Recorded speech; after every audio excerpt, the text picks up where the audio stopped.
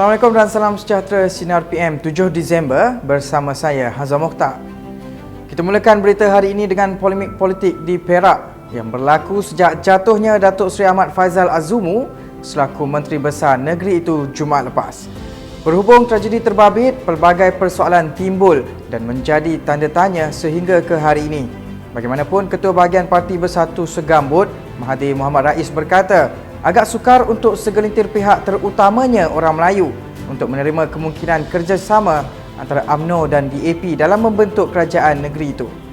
Katanya apa yang disuarakan UMNO sememangnya mengejutkan dan seperti sudah tiada ruang untuk bertoleransi sesama umat Islam dan Melayu. Terdahulu, UMNO dan BN dalam kenyataannya tidak menolak kemungkinan untuk membentuk jajaran baharu politik di Perak. Lain pula ceritanya di Kuala Lumpur. Pengerusi Kebangsaan DAP Tan Kok Wai mengemukakan permohonan maaf kepada Menteri Wilayah Persekutuan Tan Sri Anwar Musa berhubung kenyataan fitnah mengaitkan ahli Parlimen Keterih itu dengan penjualan lot tanah milik DBKL. Kok Wai yang merupakan ahli Parlimen Ceras menyerahkan surat permohonan maaf dan menarik balik kenyataan fitnah secara bersemuka kepada Anwar di pejabatnya hari ini. Anwar menerusi laman Twitternya bagaimanapun berkata akan merujuk peguamnya berhubung perkara berkenaan. Terdahulu, Anwar telah menyerahkan notis guaman menuntut Kok Wai menarik balik, membuat permohonan maaf dan ganti rugi berhubung kenyataan fitnah pada 20 November lalu.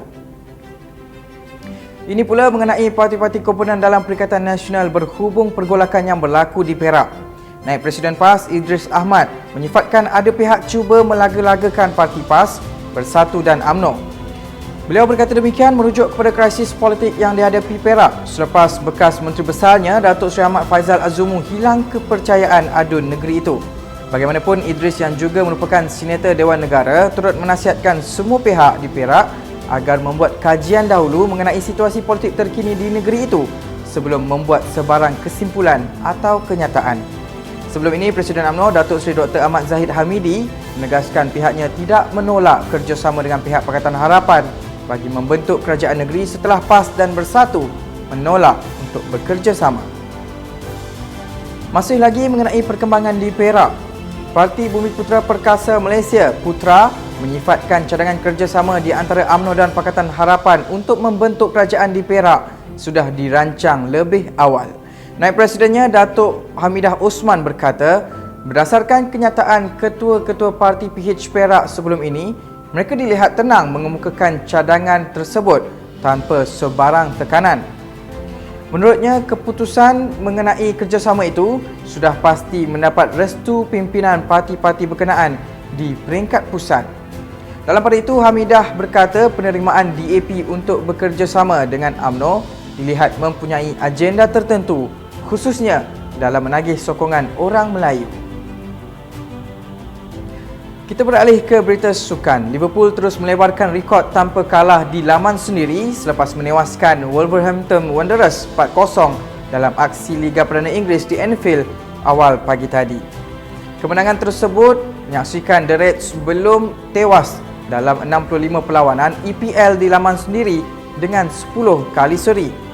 Catatan positif itu memastikan Liverpool berpeluang mempertahankan kejuaraan EPL dengan pasukan itu ketika ini berada di kedudukan kedua Liga dengan 24 mata dibezakan jaringan gol dengan pasukan di kedudukan pertama, Tottenham Hotspur.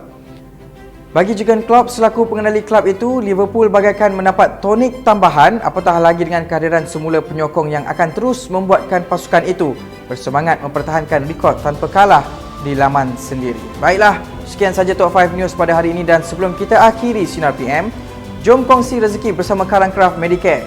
Jana pendapatan tanpa modal besar hanya dari rumah.